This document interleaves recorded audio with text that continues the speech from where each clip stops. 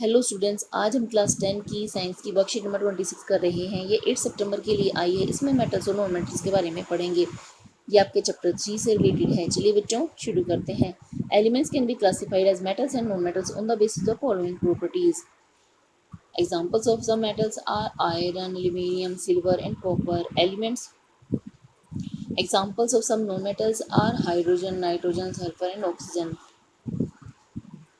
हम अर्थ पे मिलने वाले सब्सटेंसेस को मेटल्स और नॉन मेटल्स में कैटेगराइज करते हैं और उन्हें कुछ प्रॉपर्टीज़ के अकॉर्डिंग हम डिफ्रेंशिएट करते हैं। ये प्रॉपर्टीज़ यहाँ पर लिखी हुई हैं, ये इनकी फिजिकल प्रॉपर्टीज़ हैं। Physical properties of metals. Property यहाँ पर मेटल और यहाँ पर नॉन मेटल्स की प्रॉपर्टीज़ हैं। Lustre, metals have shining surface, they non metals do not have shining surface, but iodine is the exceptional case. Hardness, they are generally hard except sodium, lithium, potassium, which are soft and can be cut with knife. Non-metals, they are generally soft except diamond and allotrope of carbon. It is the hardest substance known on earth. State, metals exist as solid except mercury, which exists in the liquid form.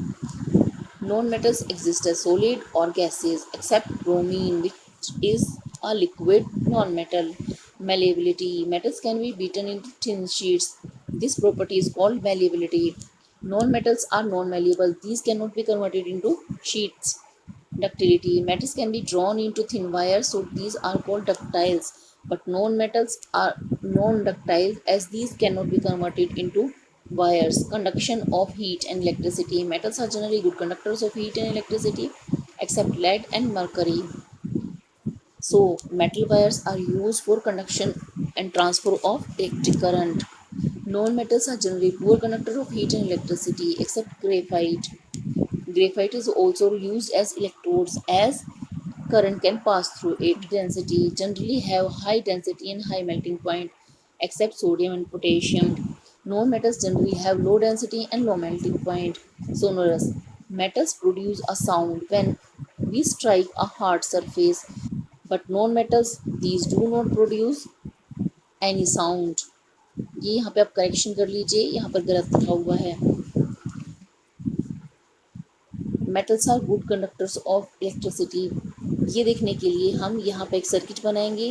Will take a battery, bulb, switch and 2 clips. इन clip के बीच में हम अलग अलग substance को connect करके देखेंगे। जब सब्सटेंसेस को कनेक्ट किया जाता है और स्विच ऑन किया जाता है, अगर बल्ब ग्लो करता है तब इसका गुड कंडक्टर है, और जब यहाँ पर किसी सब्सटेंस को लगाया जाए और ग्लो ना करे, that means it is a bad conductor of electricity. Action of steam on a metal, इसके लिए हम एक एक्टिविटी करवाएंगे। टेस्ट ट्यूब लेंगे, टेस्ट ट्यूब के अंदर हम ग्लास वूल लेंगे जिसे हम वेट कर देंगे विद वाटर। इसे बर्नर से हीट करेंगे, इससे स्टीम बनेगी। जिस भी सैंपल को, मेटल के सैंपल को हम रिएक्शन करना चाहते हैं, इस टेस्ट ट्यूब में रख देंगे।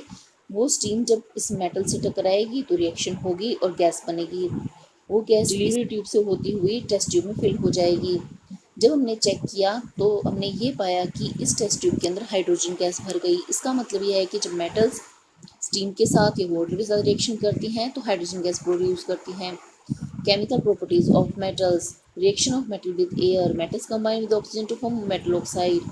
Metal plus oxygen give metal oxide, copper plus oxygen give copper oxide, aluminium with oxygen gives aluminum oxide. Similarly, if magnesium will react with oxygen, it will also give magnesium oxide.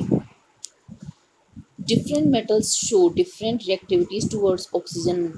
सभी metals equally react नहीं करती oxygen से, कुछ ज़्यादा जल्दी react करती हैं, कुछ धीरे रिएक्ट करती हैं। यहाँ पर बहुत सारे मेटल के एग्जाम्पल दिए हैं। सोडियम, पोटेशियम भी बहुत ज़्यादा रिएक्टिव होती हैं। So these react vigorously and catch fire if it is kept in open. So they are kept immersed in kerosene oil. क्योंकि जब इन्हें ओपन में रखा जाता है तो ऑक्सीजन के साथ रिएक्शन करके ये फायर कैच कर लेती हैं, इसीलिए इन्हें केरोसिन में डिप करके रखा जाता है। केरोसिन इनका कॉन्टैक्ट एयर से ख़त्म कर देता है। Magnesium, aluminium, zinc and lead shows slow reactivity with air. So these are less reactive metals. These elements are covered with a thin layer of oxide. जब ये रिएक्शन करेंगे तो ये ऑक्साइड की लेयर बना लेंगे जो इसके ऊपर डिपॉजिट हो जाएगी। Iron does not burn on heating but iron filings burn विग्रेसली। Iron तो हीटिंग करने से बर्न नहीं होता, लेकिन आयरन का पाउडर बर्न हो जाता है। Copper does not burn but it is coated with black copper oxide. और कॉपर भी जब एयर के साथ रिएक्शन करता है तो यह बर्न नहीं होता और इसके ऊपर ब्लैक कलर का कॉपर ऑक्साइड डिपॉजिट हो जाता है। सिल्वर और gold do not react with oxygen. Silver और गोल्ड बहुत कम रिएक्टिव मेटल्स हैं, ये एयर से रिएक्शन नहीं करते हैं, इस शाइन टाइम के साथ खराब नहीं होता और इनसे हम ऑर्नामेंट्स बनाते हैं। Reaction of metal with water. Metals water से रिएक्शन करती है लेकिन सभी मेटल्स इक्वली रिएक्ट नहीं करती।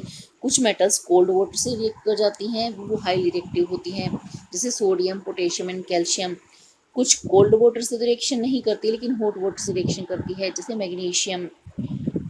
और कुछ मेटल्स ऐसी होती हैं जो हॉट वाटर से भी नहीं बल्कि स्टीम से रिएक्शन करती हैं, जैसे एल्यूमिनियम, आयरन और जिंक। कुछ मेटल्स वाटर से बिल्कुल भी रिएक्शन नहीं करती, जैसे लेड, कॉपर, सिल्वर और गोल्ड, ये लीस्ट रिएक्टिव मेटल्स होती हैं। कैल्शियम, मैग्नीशियम ऐसी मेटल हैं जो वाटर से रिएक्शन करने के बाद उसके ऊपर फ्लोट करने लगती हैं, क्योंकि कैल्शियम मैग्नीशियम जब रिएक्शन करते हैं तो हाइड्रोजन गैस बनती है, तो हाइड्रोजन गैस के बबल्स क्रिएट होते हैं, तो उनके ऊपर ये स्टिक हो जाती हैं, जिसके कारण ये सरफेस पर तैरने लगती हैं। मेटल जब वाटर से रिएक्शन करता है तो मेटल ऑक्साइड और हाइड्रोजन गैस बनती है, ये इस रिएक्शन का फर्स्ट स्टेप है। फिर ये मेटल ऑक्साइड जो फर्स्ट स्टेप में बना है ये फिर से वाटर से रिएक्शन करता है और मेटल हाइड्रोक्साइड बनाता है। इस तरह से वाटर से रिएक्शन करने के लिए 2 स्टेप्स में रिएक्शन होती है। जो ज़्यादा रिएक्टिव मेटल होती है वो दोनों स्टेप्स में रिएक्शन करती है, लेकिन जो कम रिएक्टिव मेटल होती है वो सिर्फ फर्स्ट स्टेप में रिएक्शन करके और रिएक्शन स्टॉप हो जाती है। जैसे कि आप यहाँ एग्जांपल देख सकते हैं, एल्यूमिनियम वाटर से रिएक्शन करके सिर्फ एल्यूमिनियम ऑक्साइड हाइड्रोजन गैस बना रही है, इसमें एल्यूमिनियम हाइड्रोक्साइड फॉर्मेशन नहीं हो रहा है। सोडियम और मैग्नीशियम ज़्यादा रिएक्टिव मेटल हैं, इसलिए ये जब रिएक्शन करती हैं तो सोडियम हाइड्रोक्साइड और मैग्नीशियम हाइड्रोक्साइड और हाइड्रोजन गैस बना रही हैं। सोडियम जब वाटर से रिएक्शन करता है तो ये हीट प्रोड्यूस करता है, इसी हीट और इस हाइड्रोजन के प्रेजेंस में ये फायर कैच कर लेता है। Amphoteric oxides, metal oxides which react with both acids as well as bases to produce salt and water are called amphoteric oxide। कुछ मेटल ऑक्साइड्स ऐसे होते हैं जो एसिड की तरह भी बिहेव करते हैं और बेस की तरह भी बिहेव करते हैं, इसीलिए जब वो एसिड की तरह बिहेव करते हैं तो वो बेस से रिएक्शन कर सकते हैं, जब बेस की तरह बिहेव करते हैं तो एसिड के साथ रिएक्शन कर सकते हैं। जैसे कि आप यहाँ पर देख सकते हैं एल्यूमिनियम ऑक्साइड और जिंक ऑक्साइड इसकी एग्जाम्पल है। एल्यूमिनियम ऑक्साइड HCl से भी रिएक्शन कर रहा है और सोल्ट और वाटर बना रहा है।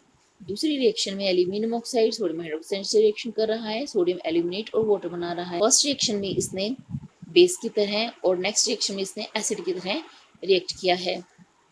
अब इससे रिलेटेड कुछ क्वेश्चन है, let us practice now. Question number 1, name a metal which is liquid at room temperature. Mercury. Explain the meaning of malleable and ductile।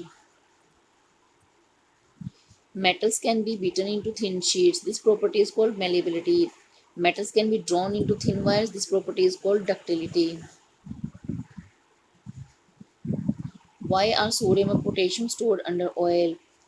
Sodium and potassium are highly reactive metal. So these react vigorously. They catch fire if kept in open. So these are kept immersed in kerosene oil. What are amphoteric oxides? Give 2 examples.